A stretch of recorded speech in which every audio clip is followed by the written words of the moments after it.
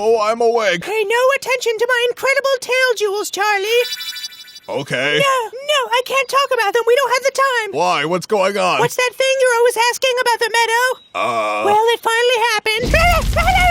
Oh my god. Yep, it's all burning down. Hey, everyone, it's me. How did this happen? Charlie, psst. Charlie, psst. What? Psst. Charlie, psst. What? I mean, let's be honest, it was probably us.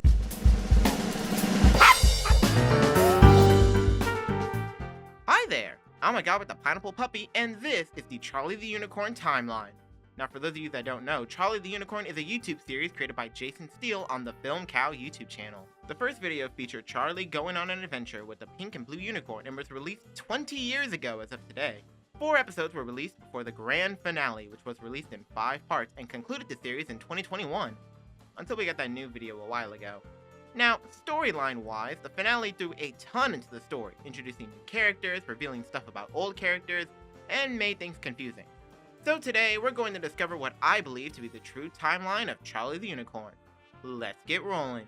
Also, spoilers, I really hope you've watched Charlie the Unicorn, because if you haven't, oh boy, are you going to be lost. Before we begin, however, there's one thing I need to clarify. Surprisingly, the timeline of Charlie the Unicorn is extremely long and complicated. To make things easier, I've separated all the events that occur into 4 periods. Period 1 takes place during the time with CEO Charlie and before anything was shown in Charlie the Unicorn, but thanks to some evidence we know for sure happened. Period 2 is Nyx's time. Everything in the finale that contains Nyx, from when we first see him to their death, are all contained here. Period 3 is the 10,000 years that passed between the death of Nyx and this moment where we first meet the 2 unicorns. Nyx is dead and the cubes are roaming about. This moment is also the start of Period 4, Charlie time, which is everything we see occur with Charlie. Does that make sense? Hope so. Also, Jason Steele did a Reddit AMA on Charlie the Unicorn, revealing bonus information not shown in the finale. So note that the AMA was used to fill in this timeline. So if I mention anything and you're like, where the heck was this mentioned? That's probably where. Let's dive into Period 1.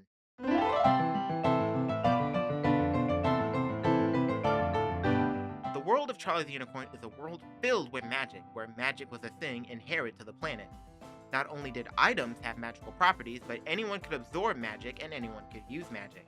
Magic seems like something that would be amazing to have in the world, so of course someone had to come along and ruin it for everyone. That someone being Charlie, the CEO of Charlie Technologies, who absorbed the most magic, turning him into the greatest sorcerer in the world. This falls in line with one of the main themes of the series, the negative effects of greed. CEO Charlie is shown to be a greedy character, not only taking the most magic, but being thirsty for money, leading to his infamous plan to gain more of it. I'm not going to explain it though, because I believe CEO Charlie does that pretty well himself. You know who's the best customer in the world? I do not. The military. You know what's the most lucrative product in the world? I also do not know that. Labor, especially when the laborer isn't protected by any labor laws, like chaos spirits. I'm not following any of this. I thought, why not round up those crafty little freaks and give them something useful to do? They're not very powerful on their own, but with the might of capital backing, now you're getting somewhere. So I trapped them in blocks of iron, slapped my patented magic siphoning spell on the blocks, and made a self-sustaining weapon that'll last forever. Now, what exactly are chaos spirits? I'm honestly not sure, but let's look at what we know. We know that they may be similar to fairies, since CEO Charlie calls them that at one point. Chaos spirits apparently like to cause trouble and play minor pranks. They also aren't protected by labor laws. This led CEO Charlie wanting to trap the chaos spirits in blocks of iron, use his siphoning magic, and create a weapon to sell to the biggest customer in the world, the military. All for the sake of profit. CEO Charlie thought that this was an amazing idea, but there was one person who believed it wasn't. One person who wanted to stop CEO Charlie's plan knowing it was dangerous. One person who was in love with CEO Charlie and didn't want to see his foolish project prevail. And that someone was Startar. Wait, come back, I'm being serious! Yes, Startar was in love with CEO Charlie and tried to stop him. To get him out of the way, CEO Charlie turned him into a wheel, planning to turn him back after the project was launched. We know this to be true based on Startar's line of being turned into a wheel by a misguided sorcerer. I am Startar, first turned into a wheel by a misguided sorcerer and then into a starfish by a traumatized ghost. This also explains why Startar has always had a thing for Charlie. Anyway, CEO Charlie went through with the project, captured the chaos spirits, and trapped them in blocks of iron. This is why the cubes are shaped like cubes. See, when casting the spell, CEO Charlie amplified the power of the spirits. To quote Mr. Filmcow, quote, CEO Charlie basically took a mischievous fairy who puts pebbles in people's shoes and gave them complete control over an arsenal of nuclear warheads, end quote. I'm sure that won't cause any problems at all. This led to the birth of the cubes. One cube in particular killed CEO Charlie and absorbed his magic. This cube is the one that would end up possessing the pink unicorn. The funny thing is, the cubes are harmless without magic. Absorbing CEO Charlie's magic is the thing that makes them dangerous, and it was all absorbed by that one cube. That cube escaped CEO Charlie's office and consumed the world.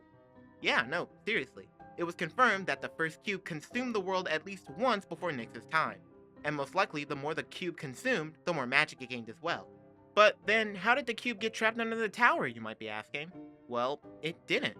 The cube didn't get trapped, it locked itself away. After consuming most of the world, it locked itself away under the tower to await the rebuilding of civilization so it could consume it all again.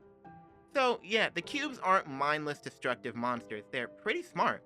A few of the world's final inhabitants saw where the cube went to rest, and thus they began a tradition to guard the place. Why weasels? I have no idea, but that's what they chose.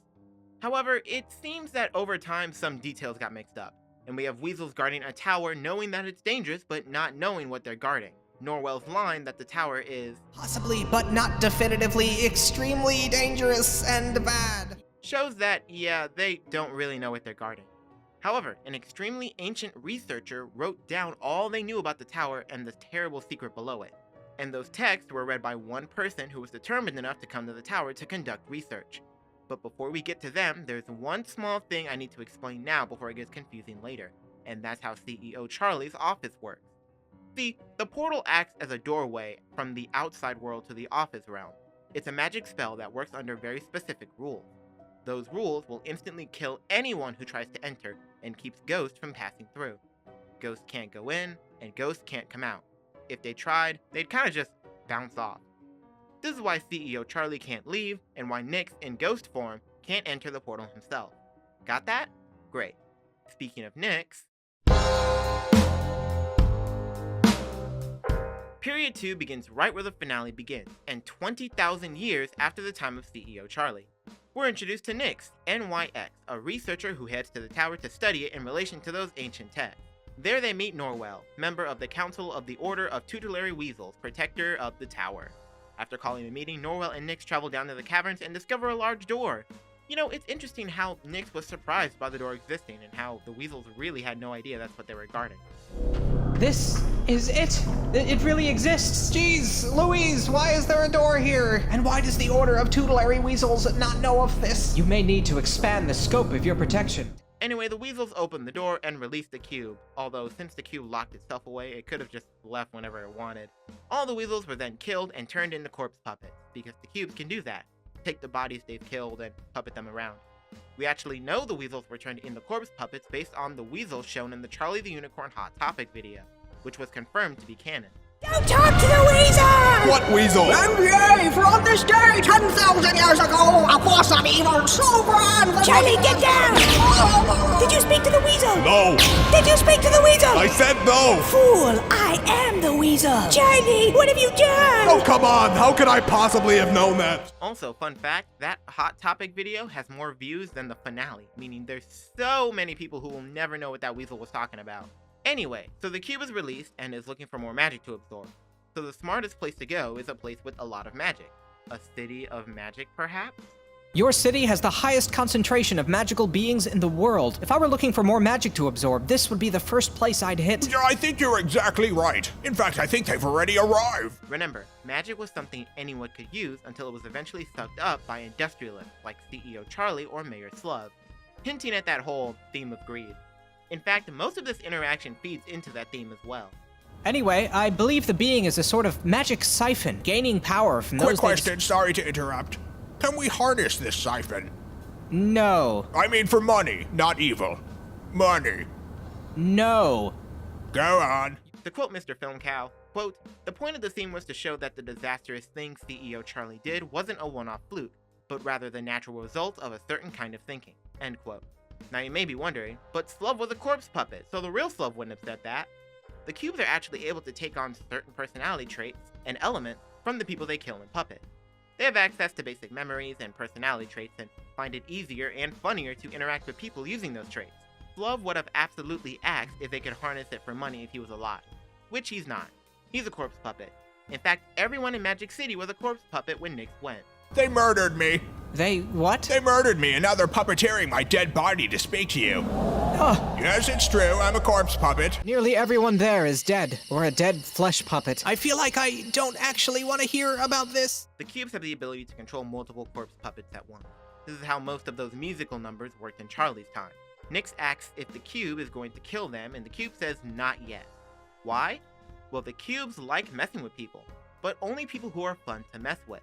People like Charlie and Nix were fun to mess with until the cubes got bored and tried to kill them. Meanwhile, the blue unicorn, who instantly realized something was up, or Mayor Slug, who was just kinda boring, were killed instantly. Anyway, we get the Coat song, we meet Norwell's Coat ghost husband, and soon after, Nix travels to Sea City, City of the Sea, to meet Susanix. Susanix reveals that the cubes have already arrived, but unlike Magic City, everyone here is fine. Susanix, in exchange for 100,000 gold coins and the promise not to attack the city for 10 years, gave the cubes their geographic and surveillance data. Now, first off, Susanix is another example of that whole greed theme we've been shown. Second, another question that arises is, why did the cubes want that data from her? Well, the cubes don't know everything. Finding a large city is one thing, finding a hidden base is another. The cubes are on a destructive path, and I guess they want to get their hands on everything they can. Anyway, midway through their conversation, Nix is abducted. By who? Bugs. Yep, space is full of bugs that secretly run the world, including the millipede, by the way. I'm not 100% sure what the bugs do, we can add that to the list of unanswered questions, but they must be important since the cube is traveling to space to deal with them. Dang, Zimmy's down. What's happening? The glowing cube thing is killing us. Us, the bugs. There goes Threx. What do you know about the cube? Well, we know it can reach space. That's something we didn't know a half hour ago. We can also add what did the millipede do to the unanswered questions list, because I really don't know. Anyway, Nix decides to go back to the tower, finds a wheel, and turns it, believing the tower is what trapped the cube. However, as I mentioned earlier, the cube didn't get trapped, it locked itself away. Nix was wrong, and made the mistake of turning the tower on. This leads to another cube escaping. Why did only one cube come out? The rest were sleeping. To be fair, if you were locked away for thousands of years, you'd probably sleep most of the time too. We know they're sleeping based on CEO Charlie's line, Hey, you're gonna wake up those little devils, and then more of them are gonna get out. so yeah, they were asleep and missed a chance to escape. Except cube number 2, who would later become the blue unicorn. So if the world wasn't doomed before, it definitely is now. The first cube picks up Nix and pushes them into the portal, killing them. Why did they do that instead of making them a corpse puppet? I don't know, they thought it was funny. So to recap, we now have 2 cubes in the world and Nix is dead. Great! And since Nix's time is over, we move on to... Now, Period 3 is a bit tricky because we don't really see or hear anything that occurs here. Since it's impossible to know the exact order of events over 10,000 years, the things I'm going to describe aren't in any particular order. All we know is that they took place over those 10,000 years. One thing we do know for sure is the fate of Nix. Nix was pushed into the portal and became a ghost. Now, in the Charlie universe and Filmcow lore in general, ghosts only hang around if they have unfinished business. Most ghosts don't stay though because they don't have much anchoring them to this world. Wait, then how come Norwell stayed behind? Norwell stuck around because of his failure to protect the tower, which was his sole purpose in life. His life with his husband, Coat, allowed him to accept his failure. At some point, Coat dies of old age, and Coat and Norwell cross over to the other side, together. This is the last time Norwell is in the timeline actually, but before we leave him, there's a few things I want to bring up. First off is All Fell Down, my personal favorite song from the finale, and where it fits on the timeline. It's just a few years after Nix was killed. Second, you might be wondering if Nix and Norwell went on fun ghostly adventures once they were ghosts. No, sadly. Norwell tried connecting with Nix, but Nix was so focused on their mission that Norwell eventually gave up. What was Nix's ghostly mission, however? Nix used their thousands of years as a ghost to study magic, and taught themselves how to identify magical items in order to open the portal. See, magical items are easier to enchant than non-magical items, as you can just manipulate the magic in the item already instead of having to use your own. And since ghosts in the Charlie universe can't hold magic of their own, and can only manipulate items that already have magic in them, that's kind of Nix's only option. Thankfully, there's one magical item in the tower for Nix to use. Remember earlier when CEO Charlie turned Star Tart into a wheel? Seems magical enough for me. Nix, realizing there were magical properties in the wheel, manipulated the magic in the wheel and used it to enchant it. There wasn't that much magic though, and ghosts aren't that magical anyway. That's why Startar was turned into Starfish. Nyx uses Starfish as sort of a minion to help solve the portal problem. See, Nyx believes in order to get through the portal, you need to have magical abilities. This is wrong, but we'll get to that later. Nyx has tried a few people through the portal and they've all died. We don't know the exact number of people, but we know there were less than 20. In order to feel less guilty about forcefully turning people into meat chunks, Nyx starts targeting people who are already marked for death by the cubes. This is why he has Starfish go after Charlie when the cubes go after him. Oh yeah, the cubes! They're just going around killing people, absorbing magic, consuming the world, typical stuff like that. Oh, they kept their word though. Suzannix got and spent her 100,000 gold coins, and the cubes attacked them 10 years later to the second. How sweet of them. Anyway, I think that's about everything that happened during those 10,000 years, leading us to the final period. A period I like to call Charlie time, the most wonderful time of year. It's clear, it's clear. Period 4 starts off by showing us the exact moment Pink and Blue turned into corpse puppets. Now are Pink and Blue friends, siblings, more? I don't know, add that to the list of unanswered questions. The cube that was freed first is the one who possesses the pink unicorn, while the second cube takes over the blue unicorn. They then go and meet Charlie for the first time. Charlie is shocked because he hasn't seen anyone else in a while, and the cubes have their newest target. Charlie! Charlie! Charlie! Yeah, that's me. Now, we know why Charlie hasn't seen anyone else in a while, but does Charlie? No. There are so few people left in the world that no one really spread the news to Charlie. The only people Charlie meets throughout the entire series that aren't corpse puppets are Nyx, Starfish, and CEO Charlie. From this point on, most of the stuff that happens is stuff we actually see, as next in the timeline is Charlie 1 through 4. Thank God. Now, if you've seen Charlie, you know what happens, so I'm not going to describe everything. I am going to mention some things, however, you might not have noticed. The first episode is actually about the third or fourth time they've met. Another detail is the differences between the personalities of the two unicorns. Since Pink was the first cube released, they've been doing this for a while, so they're totally fine with Blue taking the lead for most of the time, while Pink just enjoys being chaotic. The two unicorns take Charlie on an adventure to Candy Mountain Cave. Also, hey, the unicorns finally got to use Y, which also shows that all the dancing candy letters are corpse puppets.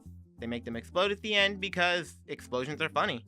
Anyway, the unicorns lure Charlie in the cave and steal his kidney for fun, for evil, just cuz, for the snowman, I don't know.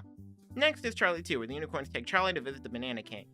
Now, you may be wondering what the unicorns were saying when they meet the zestful letter Z. Yeah, it turns out it's not all that important, but I will translate it for you. Sí. El hombre con el sombrero nos envió. Él nos contó muchas historias asombrosas. What? Cenamos el tortugas esta noche. Serán buenos, ¿sí? Ah, what did you two do? Sí. Soy feliz. Just keep walking, Charlie, keep walking. Yeah, unless the man with the hat is supposed to be CEO Charlie and he told them, like, bedtime stories at some point, I'm pretty sure this is just random. Anyway, we get to the banana song and the rest of the episode plays out. Also, one little detail, Charlie is miserable most of this episode. However, when he becomes the Banana King, he gets really into it and becomes happy. And then it immediately stops, and he falls. The unicorns are focused on torturing Charlie. There's no room for happiness here. In between episodes 2 and 3, we get the Hot Topic video where Charlie is taken to a random cavern with a giant door and meets the ghost of a weasel who talks about 10,000 years ago they accidentally released a great evil on the world. Yeah, the unicorns take Charlie to the caverns, but not to the tower. The ghost weasel is a corpse puppet, which is why Blue says, I am the weasel, and it's all canon. Episode 3 starts off with one of my favorite Charlie moments of all time that also kind of hints towards the cube. We're from the future, Charlie. Oh, I bet. The world is in peril. All that is good has been consumed by evil. The end is nigh.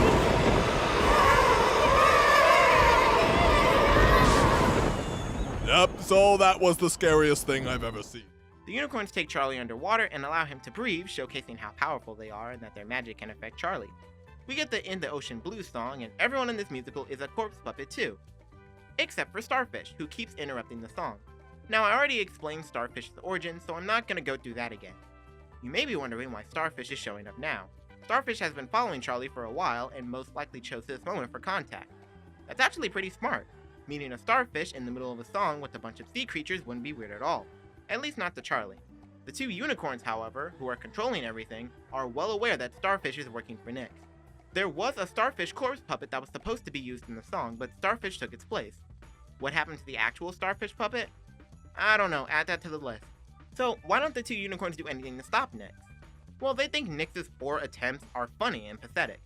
Starfish can't really do anything or harm them in any way, so they're fine with it. Also, Starfish being in love with Charlie? Yeah, Starfish really does have a thing for unicorns named Charlie. Episode 4. Charlie and the unicorns travel to the moon. Considering the fact that the unicorns know the millipede is in space, it shows that they knew about the rest of the bugs in space as well. Pink and Blue have gotten bored of Charlie at this point. He is kind of a constant downer, so they decide to blow him up on the moon. However, Starfish uses magic to save Charlie and ruin his body in the process. It's gotta be awkward being face to face with the person you just tried to kill. Now Pink and Blue are annoyed with Nyx for ruining their plan, so they come up with a new one. They're gonna take Charlie to the tower and murder him right in front of Nyx's ghost. Which means at last, we're back at the finale. We know that these events occur 1 week after the moon incident thanks to Charlie saying, You tried to kill me a week ago. I'm not going anywhere with you. even though technically it had been almost 8 years since the 4th episode, but whatever. An emergency siren is going off, which isn't real by the way, just another trick from the unicorn. Pink and Blue are taking Charlie to see the Wabawonk, where they may be talking about themselves. Hey look, the confetti references how Slub died. They take the magical rainbow, and along the way we get the scene dolphin who demonstrates the other major theme in Charlie the Unicorn. That being what I'm gonna call quick happiness solution. Charlie, in case you haven't noticed, isn't exactly the happiest person in the world, and almost every song in the series is presenting a quick happiness solution to Charlie. Candy Mountain Cave, Put a Banana in Your Ear, In the Ocean Blue, Millipede, kinda-ish, Everyone is Smiling, Temple of the Cat. All of these present solutions to become happy quickly. But looking closely, you'll see that none of these are true. Each one is a lie. Think about it. In the first episode, the quick solution to being happy is going into Candy Mountain Cave. What happens once he goes inside? His kidney gets taken. What happens once he becomes the Banana King? His stuff gets stolen. Each of the songs present a quick way of getting happiness, a place promising wonders and happiness, but each has a dark secret. They're all a facade, created by the beings who destroyed Charlie's home, and are the reason behind his unhappiness. If Charlie was to listen and follow with these quick happiness solutions, he truly would never be happy. This theme will be important later on. Eventually, Starfish shows up, freezing time to communicate with Charlie. Why does he need to freeze time? Remember in episode 3, Pink and Blue didn't kill Starfish because he really wasn't doing anything to affect their plans? Then in episode 4, Starfish was directly responsible for ruining their plan to kill Charlie. The safest option is for Starfish to freeze time to further communicate with Charlie. This also shows that, yeah, the unicorns were unaware of time being frozen. Charlie makes it to the Temple of the Cat, where Starfish meets up with him again, to give him more magic. You may be wondering why Starfish gives Charlie such small amounts of magic at a time.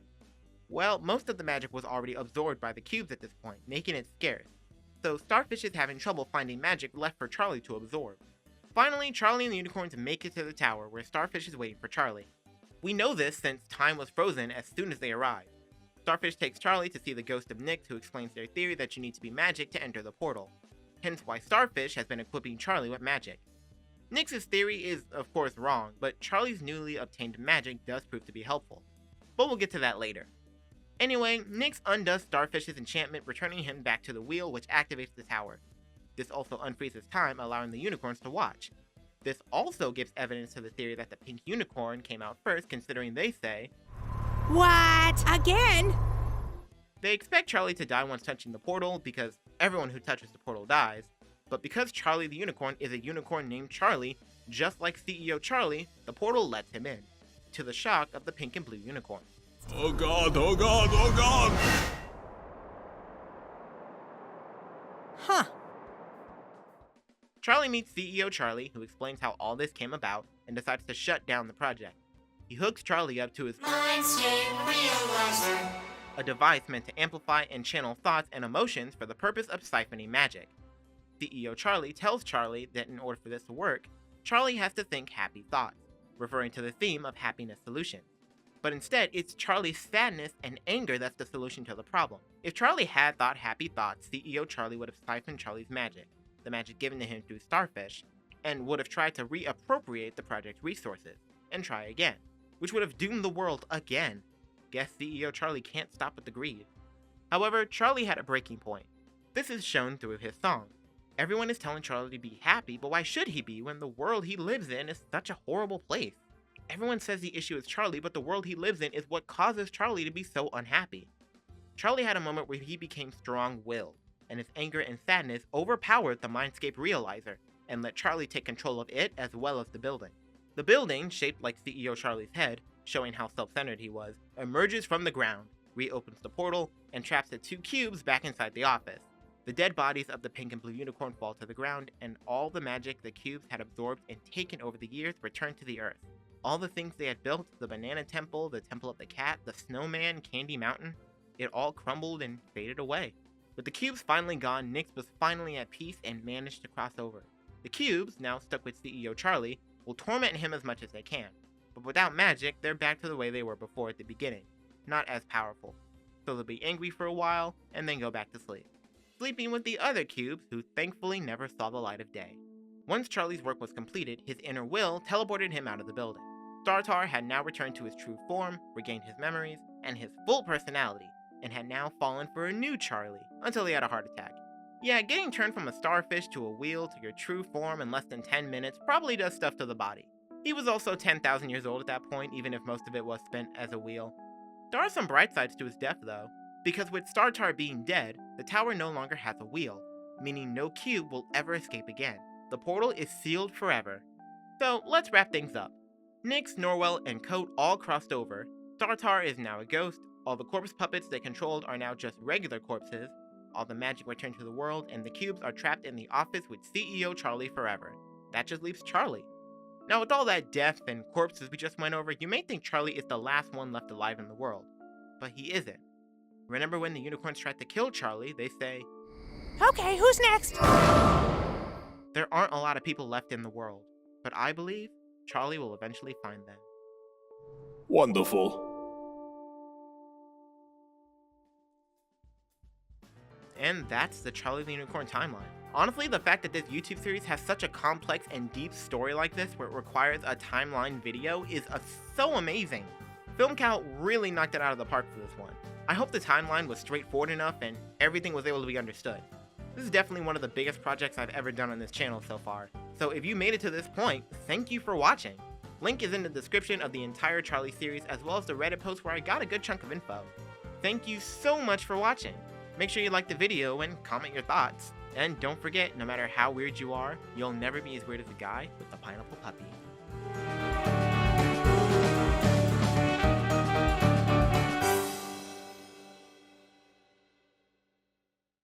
Oh yeah, the bat. The bat is kinda just there. Yeah, that's all I got.